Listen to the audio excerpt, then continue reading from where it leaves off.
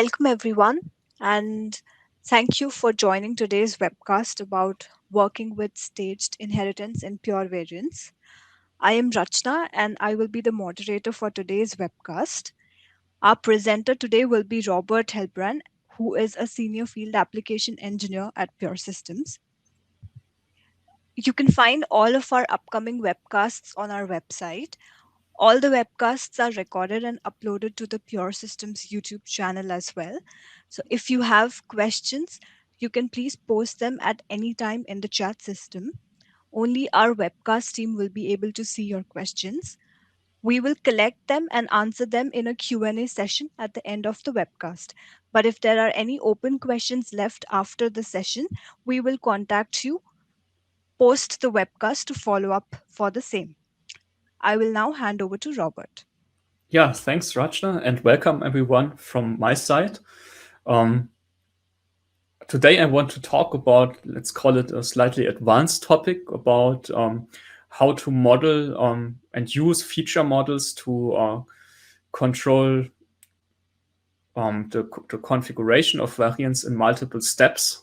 So we call this staged inheritance, an approach quite often used in industries like aerospace, defense, and also automotive.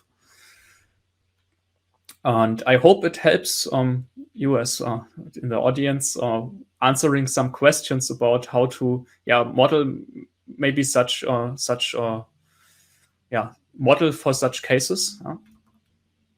So the intention, what is this actually when I talk about staged inheritance? The intention is that you work with generic reusable assets that you may want to reuse across multiple product lines, whereof each product line has multiple variants. And you may not want to allow each sub-product line to reuse the whole assets in the generic platform and all the features that are connected to it, but you want to limit each sub-product line to a different subset of features. You might maybe already want to say that, for example, here, the sub-product line, if you split by regions or for EMEA, always has certain parts included that are highlighted here in green, while some other parts that are some other features shall be always excluded for that market that are here highlighted in gray. And only some remaining features shall be open to decide for each variant of that product line whether they go into the variant or not. And this set of features that are included, excluded, or open might be different for the sub-product lines for the other sub-product lines that you have. In this case, we structured it by markets. We also see a lot of times that customers structure this by customers of theirs because they each might have multiple customers they serve, and each customer might have certain variants, but some features shall only be allowed for one customer. So be it markets or customers or whatever, this gives you the possibility to run such sub-product lines and in a in-between step limit what is available for those sub-product lines in terms of features, and if you want, also cut down the solution assets to such a reduced superset from which you can then generate in the next step your actual variants where the remaining open decisions are bound. So everything that is showing up here in blue is still not decided about in this in-between step when deciding what is allowed in that sub-product line and what is not allowed in that sub-product line, what must be in, what must be out. Here, this is then bound finally. And these variants down here cannot make changes in the areas that you have already said are definitely included or excluded for that sub-product line. In pure variants, you could do this all within one pure variants project, but that's not how it's typically done. Typically, you also set up your pure variants project structure according to that approach, meaning you're working with a superset project that contains your generic feature model for your whole reusable assets. So that is the uppermost level. Therefore, we call it here level 1, L1.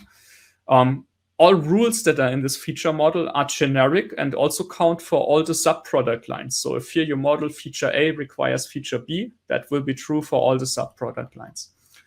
Here you also have maybe already connected your superset assets on, so your supersets of requirements, of architecture, of code, directly or indirectly via a family model to these feature models to control existence of these assets. Yeah. Um, but yeah, in this approach, we do not want now to generate directly the specific variant-specific assets. We want to have a level in between. So the next level, we would then, for that level, also create their own product, their own pure variance projects. So if you split by markets, you would have basically now another project, pure variance project for each market.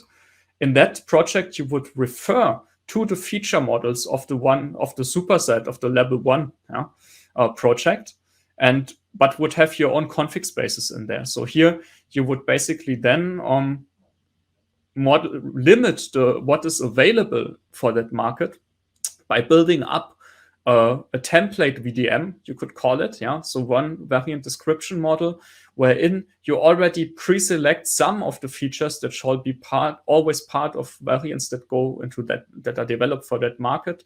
And you already exclude some of the features that definitely shall not be allowed in that market. You on purpose leave some decisions open. In pure variants, you might know there's the possibility to tell that this is a VDM that represents a partial configuration. So pure variants doesn't throw errors in that case. If you have, for example, two alternatives open below mandatory feature, yeah, so pure variants then evaluates differently what the state unselected means. So in this case, pure variants understands, okay, these features are not selected, but they might be selected in the future. So therefore, it doesn't complain, even if it knows in the end, when you actually finally configure the variant, one feature needs to be selected. And also what you can do in this template variants is you can add to these VDMs additional rules that are not part of the feature model on level one, and that only count then for that specific subproduct line. So for that specific market, for example. Yeah. So you can add constraints to the VDM to have additional rules that are only true and only shall be regarded in the scope of that subproduct line.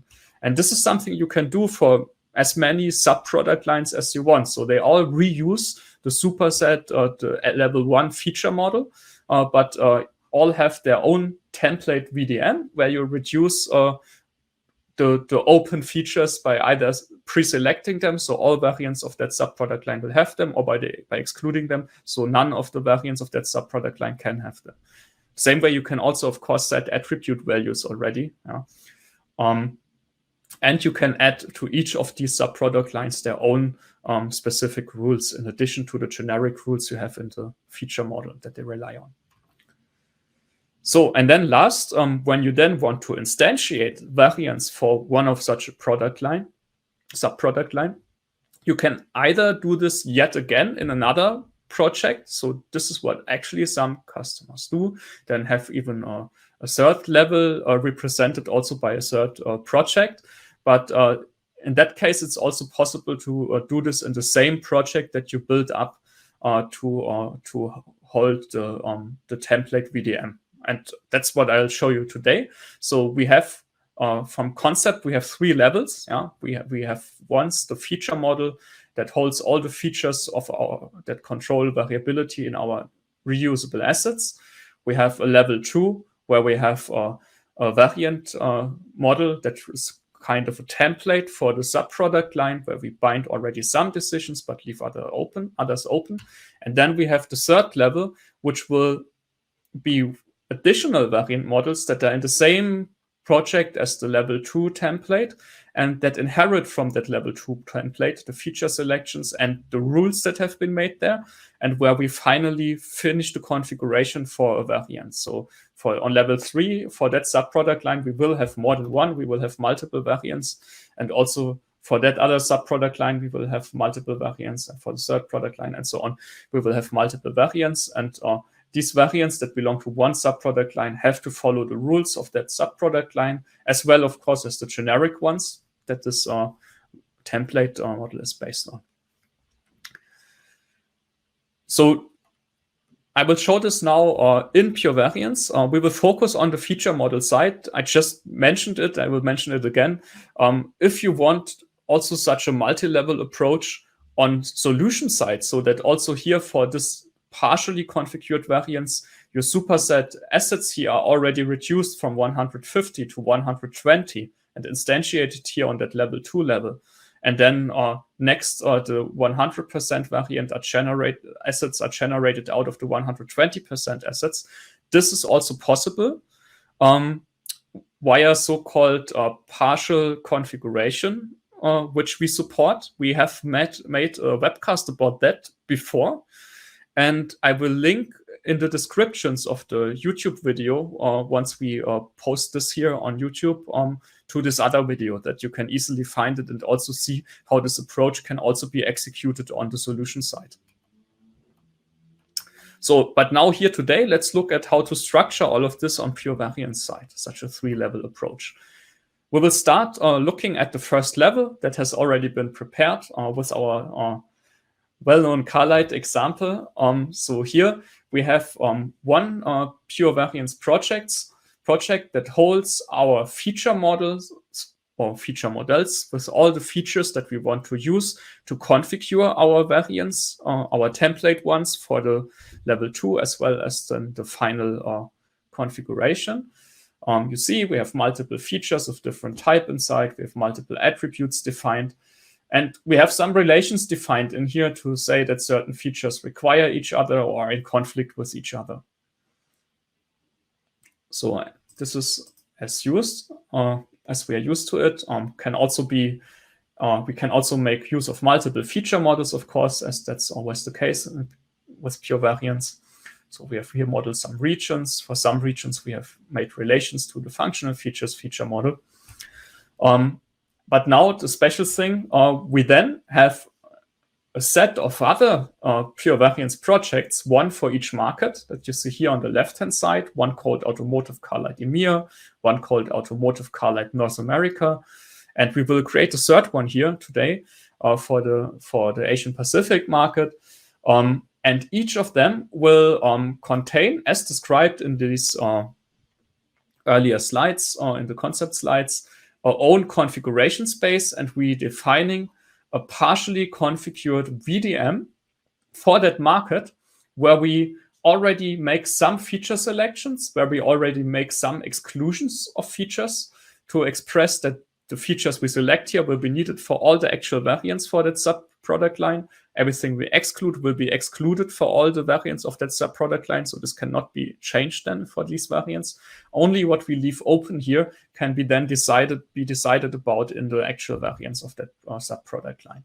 And we will see that we can introduce different rules, different constraints for each of these sub-product line VDMs. So here you see, for example, we have for EMEA defined a rule that high-low beam detection and automatic light can only be used in combination. So for this, we wrote a PVSCL rule. And this rule only exists for this market for EMEA. Yeah? So only variants that we add to that sub-product line will have to take this rule into account. The variants we add to Carlite North America will not know of this rule and not take care of it. So let's go on here. We have seen this once built up for EMEA. The same one we built up for North America. Here we selected and excluded some different features. So in this market, other rules count. Of course, we exclude all the markets that are not North America. Just makes sense, but also on the functional feature side, we make some decisions. And here we define that the use of low beam for daytime running light, that you need to use low beam daytime running light if you have hello beam, low beam selected. That's a different rule from what is true in EMEA, and this one will only be enforced for variants of the US market.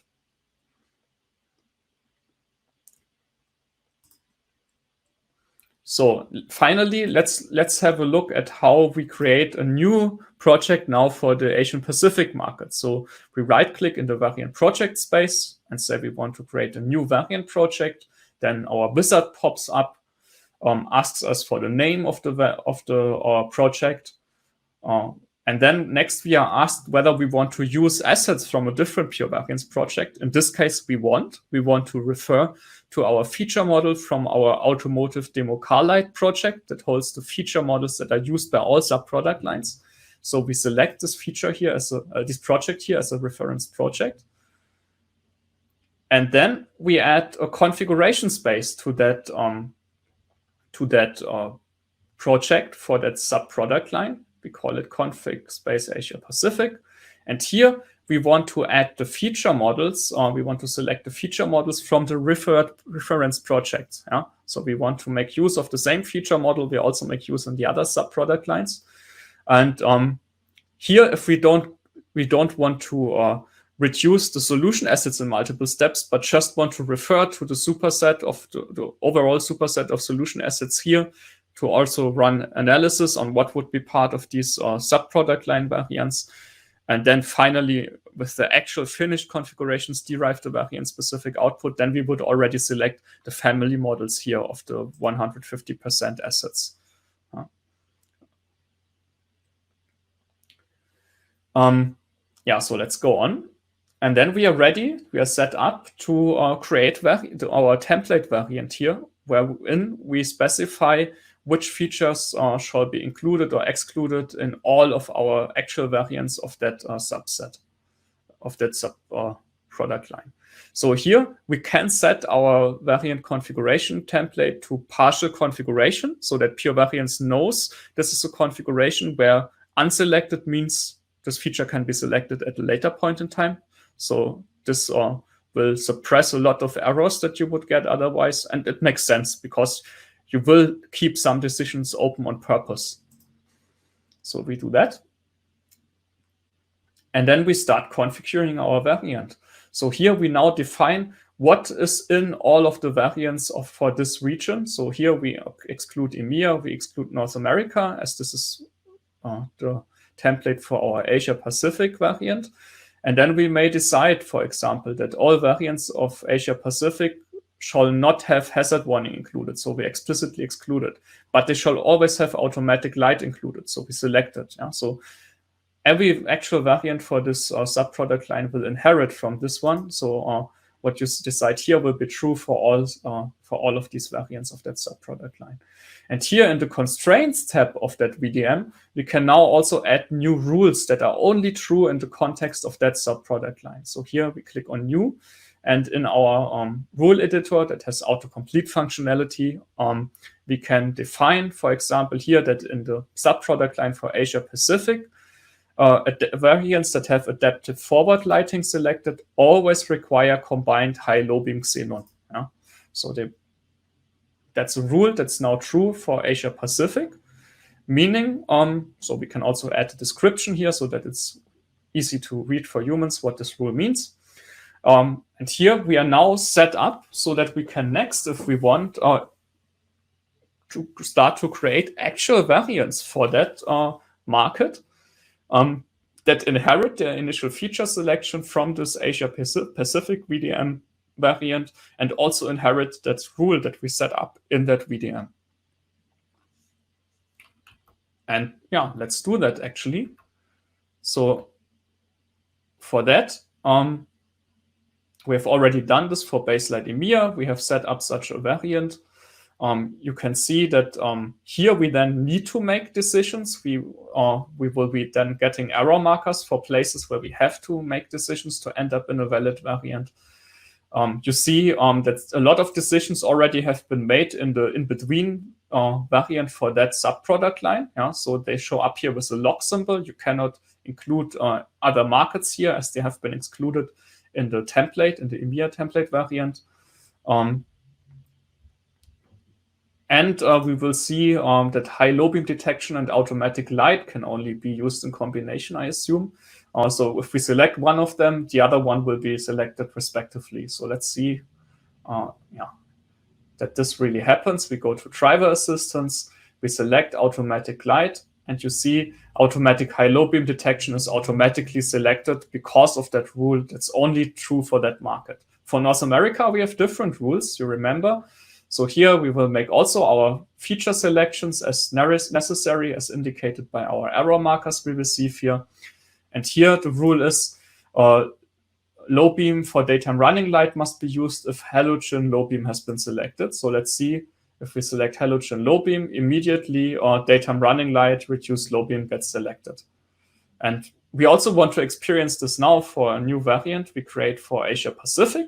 So here we, for example, decided to have then another folder in our configuration space to distinguish between our template VDM and the actual VDMs that inherit from that. And in this folder, we create our first actual variant for that market. We give it a name. And in the next step, we decide that we want to have to inherit the feature selections, rules, and so on from Asia Pacific, from this template variant. We now want to run a full configuration, as we want in this step to end up with a 100% configured variant. And now again, we get all the error messages that we need to resolve. And in that market, you see adaptive forward lighting requires combined xenon lights. So we will see once we select that, xenon lights will be selected for high beam and low beam, or if we select halogen first, then it shows us that adaptive forward lighting cannot be selected in that variant because xenon would be needed. So let's do that. Let's select that feature, and you see that sub product line specific rule is taken into account here. So this really works nice. What have we learned now? Quick summary in this short session. How to configure variants in multiple steps. So you can have your generic assets that you reuse maybe across the company, from which you generate a subset or reduced or have a reduced set of features with help of such a VDM template for representing a sub product line for certain regions. And in the next step, you configure them finally for specific variants. You have set up one feature pure variance project for the product line feature models and family models, another pure variance project with a partially configured variant model for each sub product line. And in these template VDMs, we can add additional constraints. That's an important point, so that you can give additional rules to your sub product lines that are specific to them.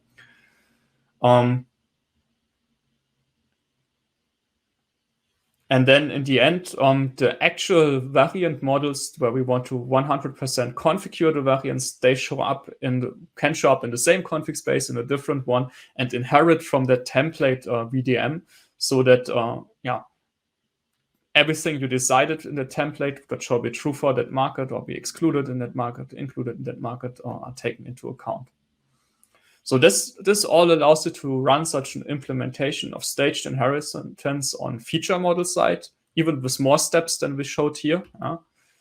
And you can combine this, as I already mentioned, also with a stepwise transformation of your solution assets.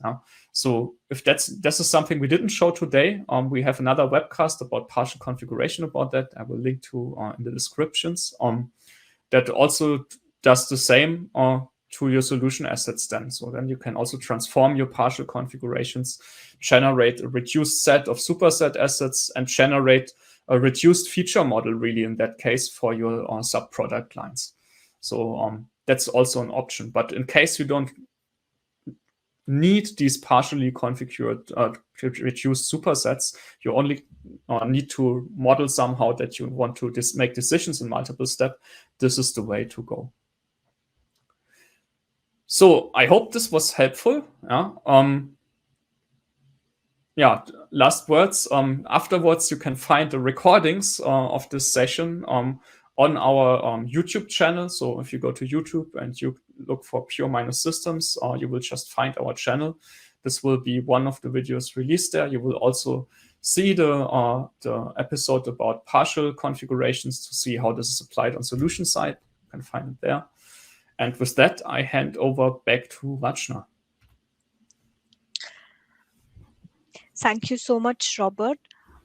We actually have a question from one of the viewers, and it asks, does this also work with more than 3 levels? Yeah, so I briefly, good questions. I briefly mentioned it. Yes, that's possible. So it's possible with staged configuration. Of course, you can have more than these three levels. An arbitrary number, we don't limit that. Huh? Um, and it even works with multiple levels for the partial configuration approach. So even if you want to derive the solution assets in multiple steps, we also don't limit the amount of steps. Most common, what we see at our customer side is 3 levels or 4 levels, but in theory, you can have as many as you need. Okay, thank you. So we don't have any other questions for the moment. So thank you everyone for being with us today. And if you still end up finding more questions, you can please write to us. Thank you. Thanks and goodbye.